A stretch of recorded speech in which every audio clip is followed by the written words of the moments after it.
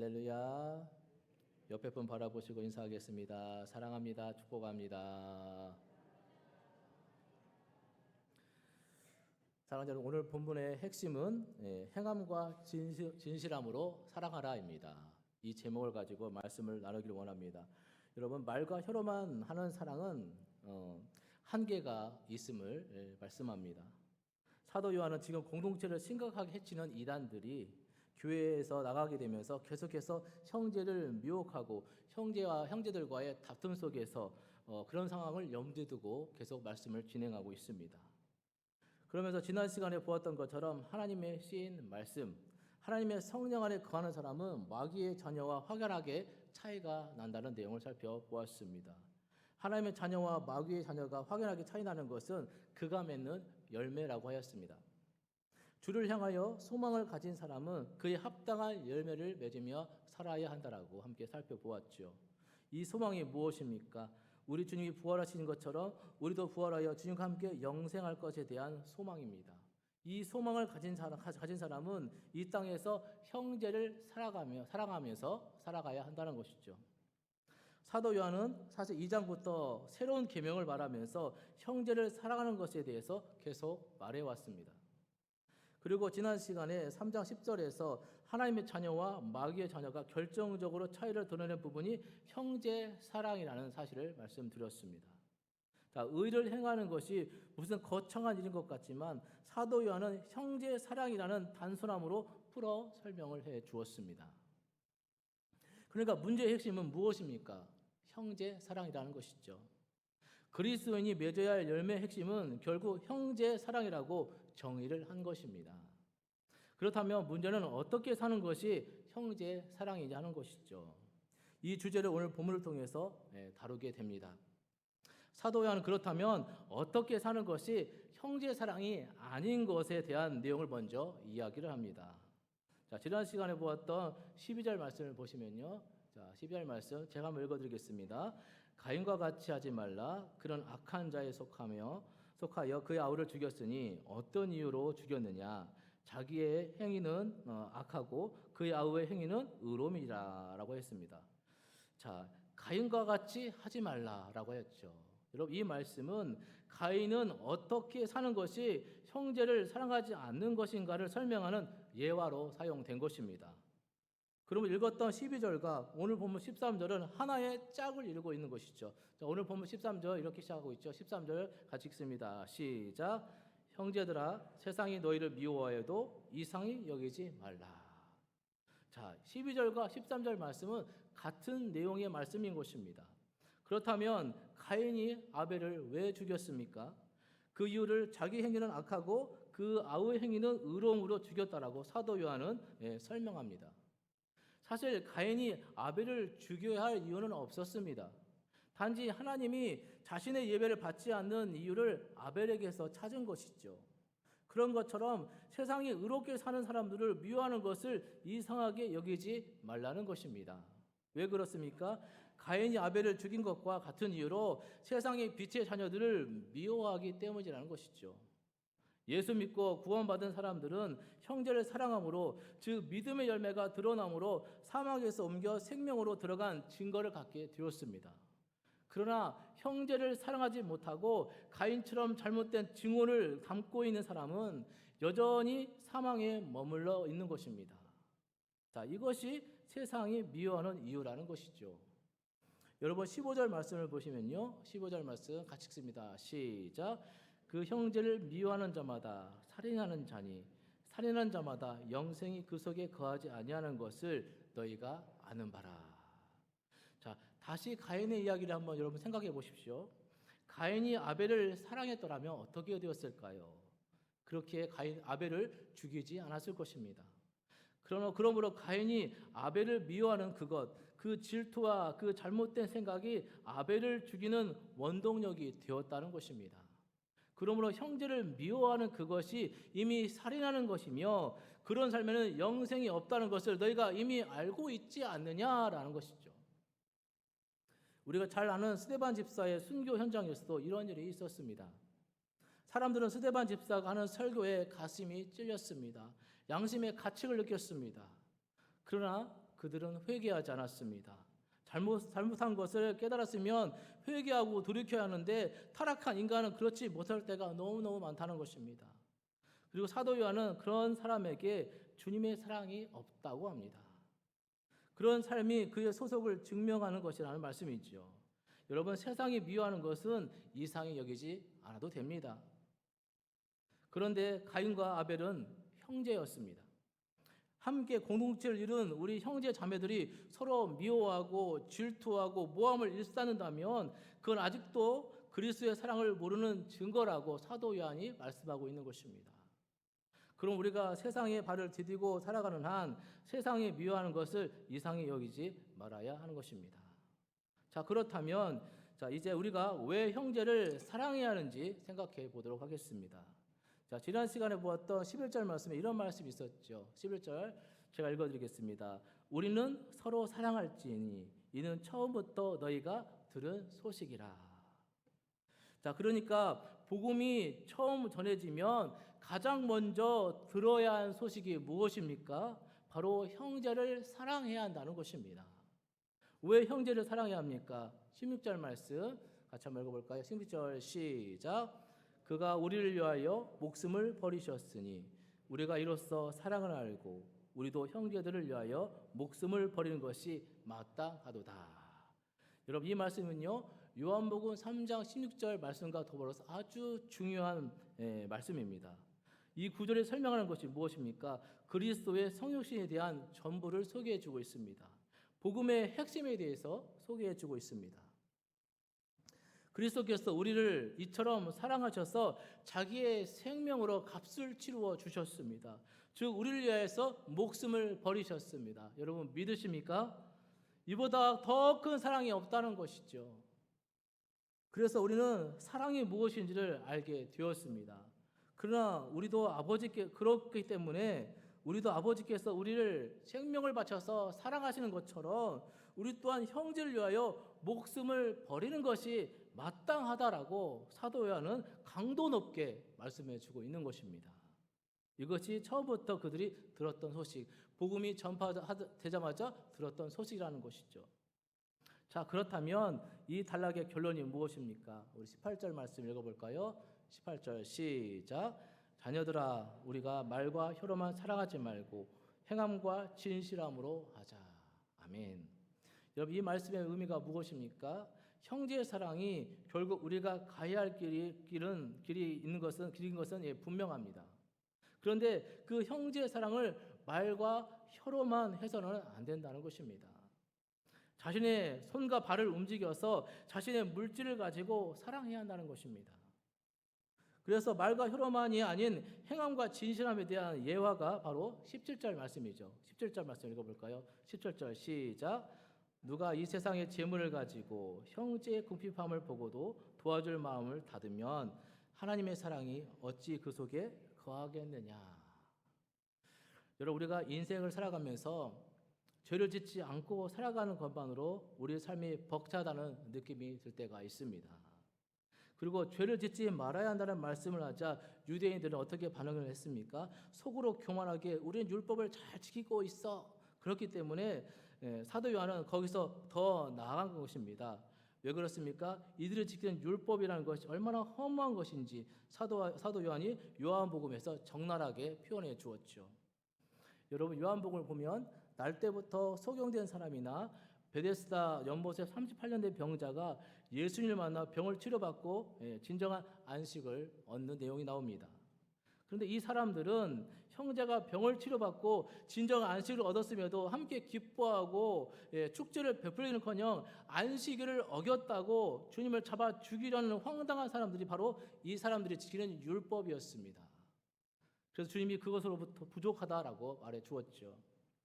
그리고 주님을 따르겠다는 부자 청년에게 주님이 내 재물을 팔아 가난한 사람에게 나누어 주고 나를 따르라고 하자 어떻게 반응했습니까? 근심하며 돌아갔다는 말씀, 여러분이 잘 아시죠? 여러분, 형제의 사랑이란 처음 말씀드린 주님의 말씀처럼 재물과 하나님을 겸하여 섬기지 않는 사람만이 실천할 수 있다는 사실, 우리는 분명히 기억해야 할 것입니다. 그러니까 오늘 핵심의 주제인 행함과 진실함으로 사랑한다는 것은 형제의 궁핍함을 보고 나누고 베푸는 삶이라는 것입니다. 이것이 진정한 사랑인 줄 믿습니다. 앞서 목숨을 버리는 것이 마땅하다고 했는데 그에 대한 병행구가 이 세상의 재물을 가지고 형제 궁핍함을 위해 나누는 것입니다. 여기서 재미있는 것은 재물을 유아는 이 세상의 것이다라고 표현을 했다는 것입니다. 이 세상에서만 재물이 필요하다는 것이죠. 여러분, 우리가 죽을 때 그 어느 누구가 물질을 가지고 갈 수가 없습니다. 그래서 이 세상의 재물입니다. 그 재물을 어떻게 쓰느냐가 너무 중요하다는 것이죠. 하나님께서 우리에게 재물을 주신 것은 선용하도록 주신 것입니다. 하나님이 원하시는 형제의 사랑은 이 세상의 재물을 가지고 나누고 베풀고 섬기는 일에 쓰는 것입니다. 그것이 진정한 행함이요 진실함으로 사랑하는 것이다라고 사도 요한이 결론을 내려주고 있는 것입니다. 그런데 우리가 잊지 말아야 할 것이 있습니다. 말과 혀로만 사랑하는 것이 가치가 전혀 없는 것은 아니라는 것입니다. 말과 혀로 사랑한다고 말하면서 칭찬하고 격려하고 위로해 주는 것이 필요한 것입니다. 그러나 그것으로만 그리스도인으로 좋은 열매를 맺었다고 말하기는 어렵다는 것이죠. 칭찬과 격려, 말과 혀로도 사랑하지만 행함과 진실함으로 사랑하는 것이 더 필요하다는 것입니다. 실천이 더 필요하다는 것입니다. 우리는 여기서 형제 사랑에 대한 적용으로 나아가고 있음을 보게 됩니다. 막연한 형제 사랑이 아니라는 것입니다. 말과 혀로만 하는 사랑이 아니라 행함과 진실함으로 하는 사랑입니다. 그 사랑은 구체적으로 재물을 가지고 형제의 궁핍함을 돕는 생활인 것입니다. 자, 그렇다면 그럴 때 무슨 일이 있습니까? 여러분 19절 말씀 보실까요? 19절 같이 읽습니다. 시작. 이로써 우리가 진리에 속한 줄을 알고 또 우리 마음을 주 앞에서 굳세게 하리니. 자, 여기 이로써라고 시작을 하고 있죠. 이로써가 어떤 말입니까? 이렇게 행함으로써, 즉 형제를 사랑함으로써 두 가지 효과가 있다는 것입니다. 첫째는요, 내가 진리에 거하고 있다는 확신입니다. 이 말은 재물을 가지고 형제의 궁핍함을 돕는 일을 통해서 내가 올바르게 예수를 믿고 있다는 열매가 드러난다는 말씀입니다. 그런 나눔이야말로 그가 올바른 진리의 뿌리를 내리고 살아가고 있다는 분명한 증거가 되는 것입니다. 여러분에게 그 열매가 맺고 있습니까? 그 증거가 드러나고 있습니까? 그렇게 열매 맺고 여러분의 삶을 통해서 증거가 나타나시길 축복합니다. 자, 두 번째는 무엇입니까? 하나님 앞에서 마음을 굳세게 하리니. 즉 하나님 앞에 담대함을 얻게 된다는 것입니다. 무슨 말입니까? 순종하는 사람만이 누리는 기쁨을 말씀해 주고 있습니다. 그렇게 말씀에 순종한 사람만이 하나님 앞에서 마음을 굳세게 한다는 이 말은 솔직함, 말하는 자유 등등의 의미가 있지만 자신감, 당당함을 말해주는 것입니다. 내 할 바를 다했다는 편안함이 있다는 것입니다. 그래서 이런 사람은 신앙생활이 자유롭고 활기차게 되어 있습니다. 기쁨이 있다는 것입니다. 기죽지 않고 당당하게 신앙생활을 하고 있다는 것입니다. 내가 순종하는 삶을 살기 때문에 누리는 평안과 기쁨을 표현하는 말이 바로 굳세게 한다는 것입니다. 여러분의 신앙생활이 굳세게 되기를 주의 이름으로 축복합니다. 그런데요, 자, 우리가 이렇게 계속 말씀 앞에서 절제하고 나누고 베풀고 살라는 말씀에 집중하다 보면 이상한 죄책감이 우리를 사로잡는 것을 느낄 때가 있습니다. 왜 그런지 좋은 옷을 사도 안 될 것 같고 좋은 차를 타는 것이 죄도 아닌데 괜히 잘못하는 것 같고 그냥 정상적인 생활을 하는데도 뭔가 내가 잘못 살고 있는 것 같은 죄책감을 느낄 수도 있습니다. 여러분 한번 생각해 보시길 바랍니다. 성경의 모든 메시지의 핵심은 나눔과 베풀음이라는 목적지를 향해 가고 있습니다. 그러다 보니 나누고 베풀지 못하면서 살고 있는 나는 그리스도인이 아닌 것처럼 느껴지고 괜한 패배감 때문에 신앙생활이 불편할 수도 있다는 사실이죠. 문제의 핵심은 도대체 어디까지 우리가 누릴 수 있고 어떻게 나눠야 하는 것입니다.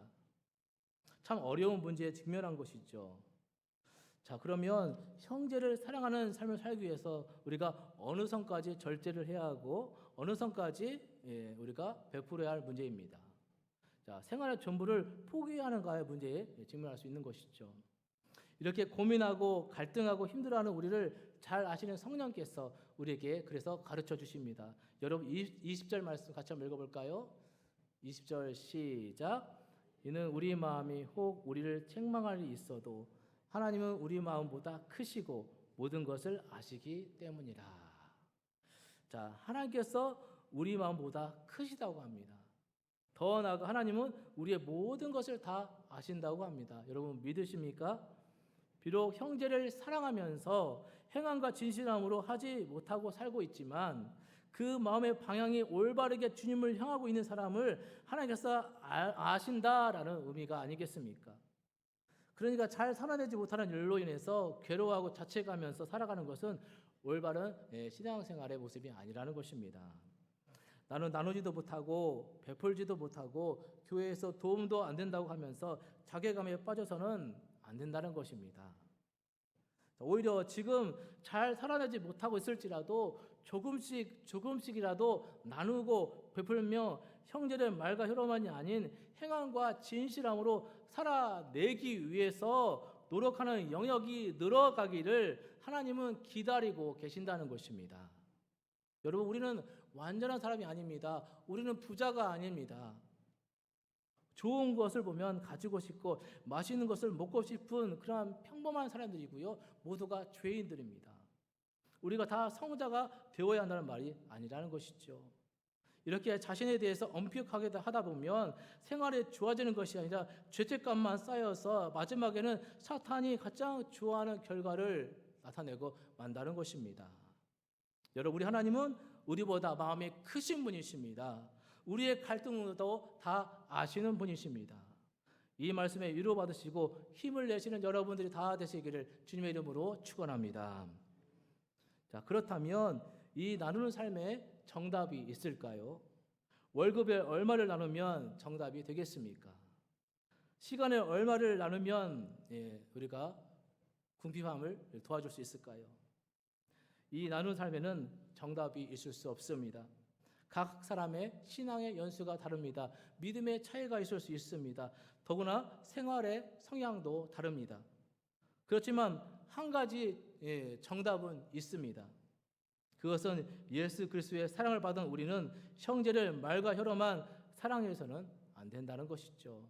내가 할 수 있는 것으로 사랑하려고 노력하는 사람이 되어야 한다는 것입니다. 작은 것이라도 좋습니다. 문제는 우리의 믿음의 방향이 그저 나만 잘 되고 내 가족, 내 일, 내 형편에만 골몰한 삶을 살아갈 때 그런 믿음 생활에는 기쁨이 없고 자괴감만 쌓여져 간다는 것이죠. 그러므로 형제를 사랑하는 일은 선택이 될 수 없습니다. 크고 믿음의 차이, 기질의 차이, 다양한 차이가 존재할 수 있지만 그 방향만큼은 같아야 한다는 것입니다. 그러니 모든 그리스도인은 내가 할 수 있는 것으로 말과 혀로만이 아닌 행함과 진실함으로 사랑하기 위해서 애쓰는 사람이 되어야 하는 것입니다. 괴로워만 하고 주일에 찾아와 또 그렇게 못하며 살았습니다라고 부르짖는 것은 좋은 신앙생활의 모습이 아니라는 것이죠. 여러분 하나님은 우리보다 마음이 크신 분이십니다. 그래서 소소한 잘못이 있을지라도 바로바로 징계하시고 우리를 정죄하지 않으시는 분이십니다. 무엇보다 하나님은 우리가 어떤 마음으로 살아가고 있는지 다 아시는 분이십니다. 자, 이제 마지막 단락 21절부터 24절을 보시면 사실 이 단락은 반복되는 주제입니다. 표현이 다르게 기록되었을 뿐입니다. 계명을 지키는 것과 주 안에 거하는 것은 결국 형제를 사랑하는 것과 같은 것입니다. 여러분 21절 말씀 보실까요? 21절 같이 읽습니다. 시작. 사랑하는 자들아, 만약 우리 마음이 우리를 책망할 것이 없으면 하나님 앞에서 담대함을 얻고.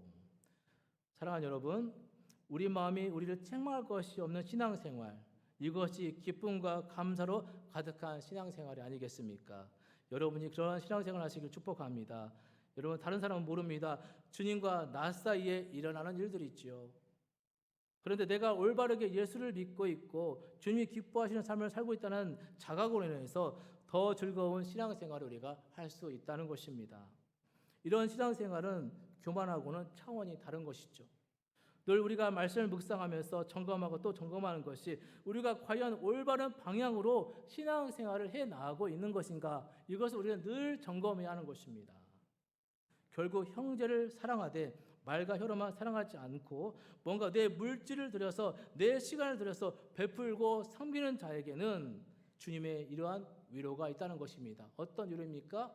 신앙의 기쁨과 즐거움과 평안이 있다는 것이죠. 그리고 이런 사람에게 주시는 축복이 또 하나 있습니다.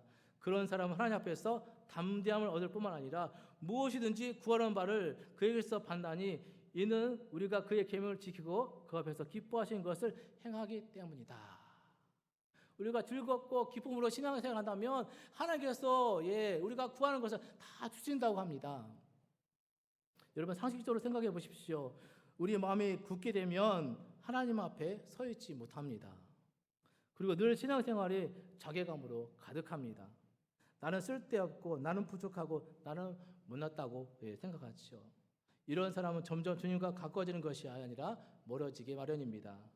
그러나 주님 앞에 담대함을 가지고 늘 주님이 기뻐하는 생활을 하려고 애를 쓰는 사람, 그래서 마음에 정죄나 자괴감이 없이 밝고 기쁨으로 주님을 섬기는 사람, 그런 사람들의 기도를 우리 주님은 반드시 들어주시는 줄 믿습니다.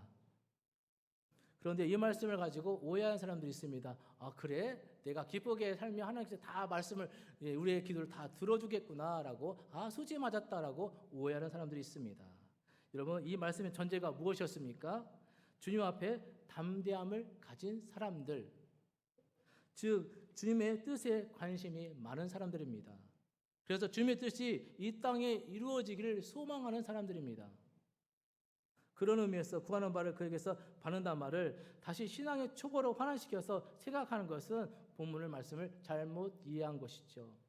그의 계명을 잘 지키고 그가 기뻐하는 것을 행하기 때문이다라고 분명하게 사도 요한이 말해 주었습니다.